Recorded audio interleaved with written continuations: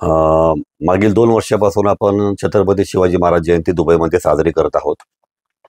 यावर्षीही परवा दिवशी म्हणजे शनिवारी 15 तारखेला दुबईमध्ये दुबई आणि शारजा याच्या बॉर्डरवर अल नाहदा म्हणून आहे एरियाचं नाव. तिथे एका स्कूलच्या हॉलमध्ये आपण एका शाळेच्या हॉलमध्ये आपण मोठ्या प्रमाणात उत्साहात आपण छत्रपती शिवाजी महाराज जयंती साजरी करणार आहोत.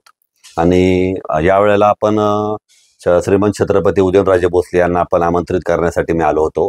पण काही कारणास्तव ते खूप बिझी आहे. शेड्यूल त्यांचं ॲक्च्युअली बिझी खूप आहे.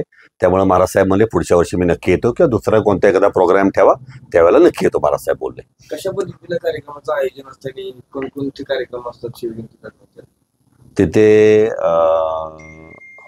म्हणजे संध्याकाळी 4-4:30 वाजता आपण कार्यक्रम सुरू करतो.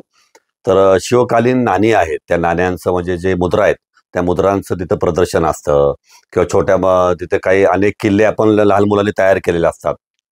प्रतापगड घ्या किंवा रायगड घ्या, सिंधुदुर्ग घ्या, असे हे किल्ले तिथे तयार करून ठेवलेले असतात सगळे. त्या किल्ल्यांचं प्रदर्शन असतं आणि असे अनेक पुन्हा काही असे गेम्स आहेत, शिवकालीन गेम्स आहेत असे. ते असे साधारण एक 8 ते 10 प्रकारचे प्रोग्राम्स ठेवलेले आहेत.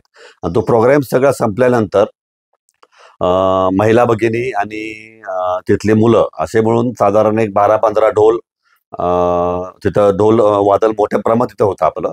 एकदम उत्स्फूर्त म्हणजे एकदम अंगावर काटा येण्यासारखं वाजतं ते. खूप एकदम जबरदस्त मोठ्या प्रमाणात साजरी करतो आपण ते तिथे. साधारण 2-1 हजार लोक असतात छत्रपती शिवाजी महाराज जयंतीला.